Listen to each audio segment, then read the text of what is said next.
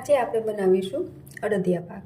તો છેલ્લે સુધી તમે મારો આ વિડીયો આખો જોજો અને સારી લાગે તો મારી ચેનલને સબસ્ક્રાઈબ કરજો. આજે આપણે બનાવીશું અડદિયો, જેના માટે મેં લીધો છે અડદનો કરકરો લોટ છે એ લેવાનો છે, જે મેં 500થી 600 ગ્રામ જેટલો લીધો છે.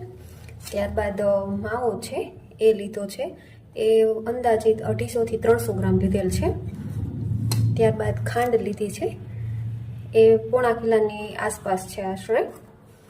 ત્યારબાદ ઘી લીધું છે, ઘી તમે વધારે ઓછું લઈ શકો છો, મેં 600 ગ્રામથી 700 ગ્રામ જેટલું લીધેલું છે.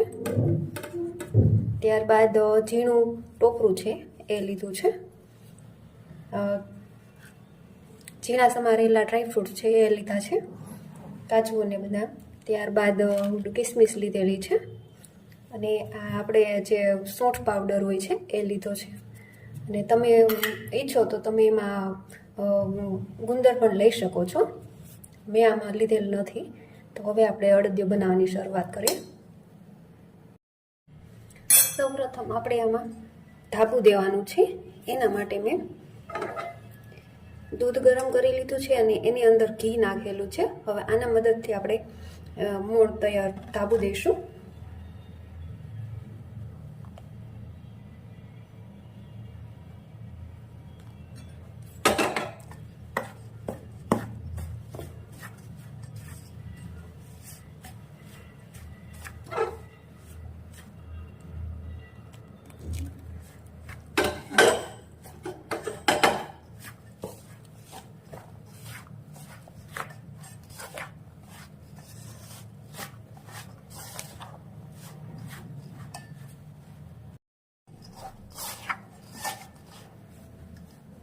આવી રીતે પ્રોપર મિક્સ કરી દેવાનું છે.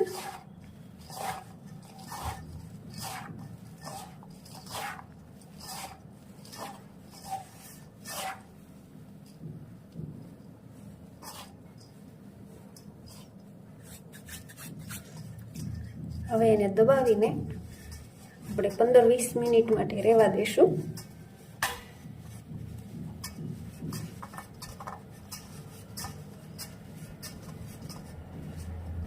એટલે સરસ કણીદાર પડી જાય છે. હવે આપણે આ સેટ થઈ ગયો છે. હવે આપણે એને મિક્સર જારમાં એને દરદરો પીસી લેશું. તમે ઈચ્છો તો ચાળણીની મદદથી પણ ચાળી શકો છો.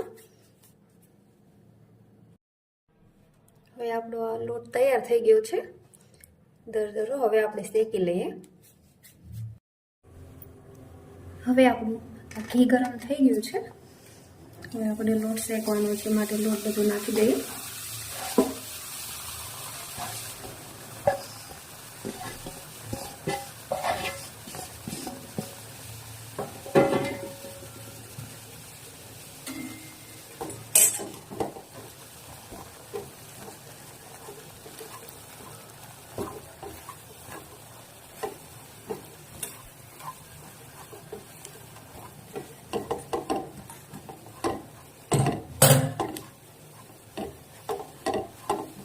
જે જરૂર પડે એમ આપણે નાખતા જઈશું.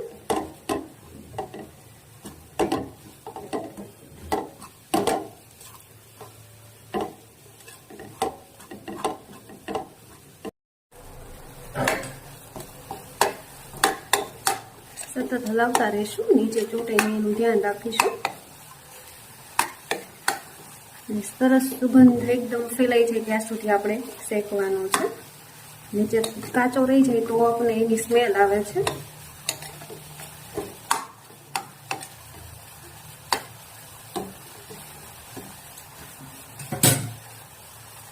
એવું શેકાઈ ગયો છે લોટ. હવે આપણે માવો નાખવાનો છે.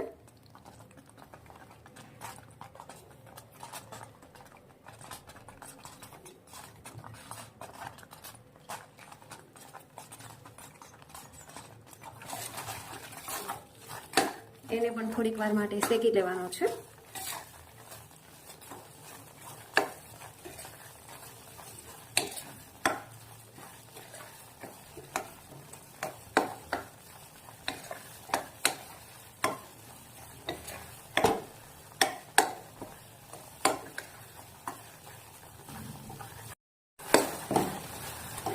સરસ આપણો માવો પણ શેકાઈ ગયો છે અંદર. હવે આપણે ગેસ બંધ કરી દઈશું.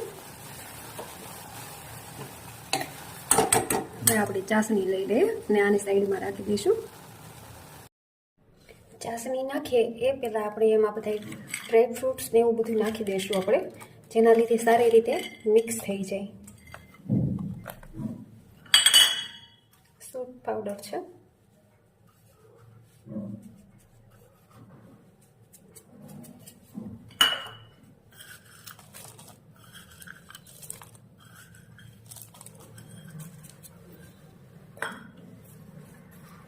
ટોપરાનું છીણ છે, બધું નાખીને મિક્સ કરી લઈએ આપણે.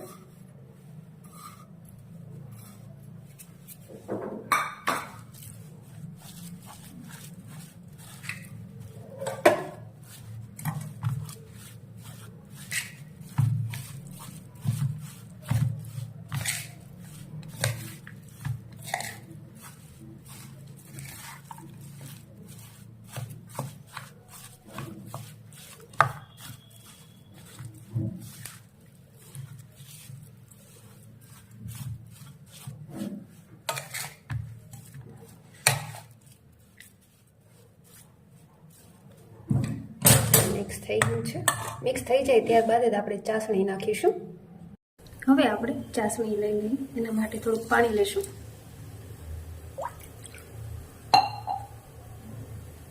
કાંડ નાખીશું.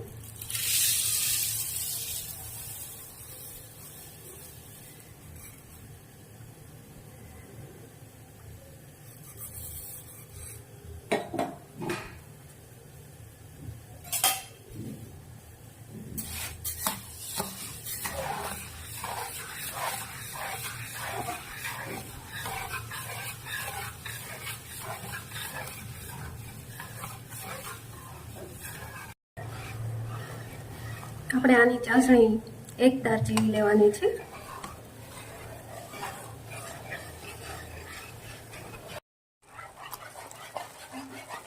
હવે આપણી ચાસણી થવા જ આવી છે.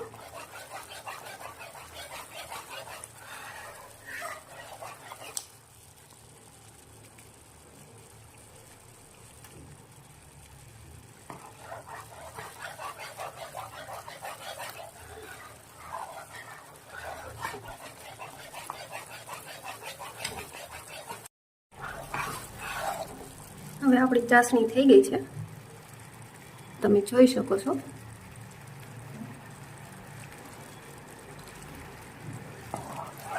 હવે ગેસ બંધ કરી દઈશું અને થોડીક વાર માટે ઠરવા દઈશું એને. ત્યારબાદ જ આપણે જે મિક્સ છે એમાં નાખીશું. હવે ચાસણી જે છે એ આપણે આ મિશ્રણની અંદર નાખી દઈશું.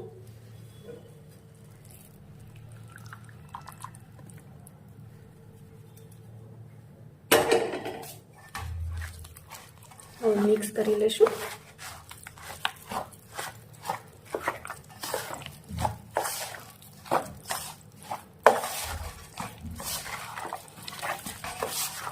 બને તો મોટા વાસણમાં મિક્સ કરવાનું, જેથી સારી રીતે મિક્સ થઈ જાય.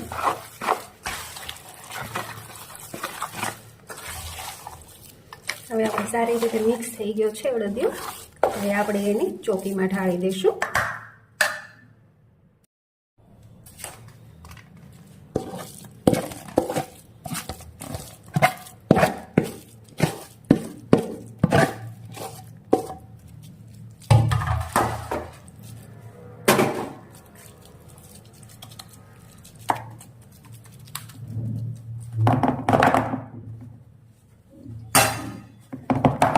સેટ કરી દેવાનું છે.